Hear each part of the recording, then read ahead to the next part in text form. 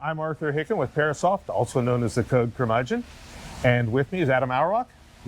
Adam Auerbach. I'm the head of cloud agility and testing at EPAM Systems. So we happen to be at STARWEST right now, the lovely little palm trees behind us and whatnot here at Disneyland, and we were going to talk about service virtualization.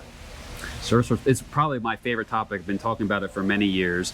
It's still very emerging in the market, but I think now with people fully embracing DevOps, trying to run their tests early and often, it's becoming a necessary tool in your toolbox, for sure. I think it is that key enabler, right? It's not early on, you don't think about it because you've got little stuff and it's easy to test, but at some point, I don't know, to me, I go to service virtualization when I'm blocked.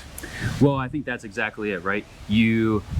Number one, people have all this regression automation, they're embracing DevOps, and so they're not necessarily thinking about the data or the environment. So just thinking, I got to unblock my automation suite. So now they start to automate APIs, they start to run it faster, and now they go, wait a second, I've run this suite a couple times now, and now my tests are all failing because I don't have the data, or because I don't have those endpoints available to me. What can I do? And that's where service virtualization really has applicability, and especially from a test data perspective. And I think for many years, people are thinking, oh, I need to have production data.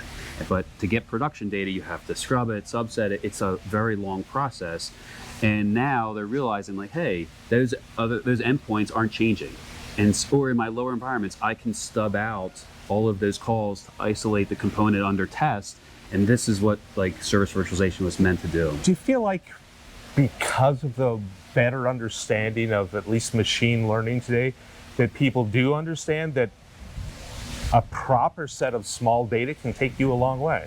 Oh, absolutely. I think before it was like you would stub something and it would just be the happiest of happy paths. Yeah. And then you go to an integrated environment and run everything else. But now, I mean, you can have listeners, you can replay traffic. I mean, you can do so much. And I definitely think there's a lot more trust in what you're able to do. And that's one of the things I love about service virtualization, because you can do happy path, you can do like little dirt trail, and you can do angry path. Oh yeah. And angry path in the real world can be very, very difficult. You know, what happens if someone trips over the cord? Yeah. Right? What happens if you run out of disk space, run out of memory, don't have permissions to write files, blah, blah, blah. I mean, you really have the ability to run all of your tests in a lower environment that's using service virtualization, and then go replay it in an integrated environment, and really you can run the full gamut of scenarios. So absolutely, I mean, the ability to find things early and often is predicated on you using some type of service virtualization tool, for sure. So there you have it. If you're going to do things early and often, you need service virtualization.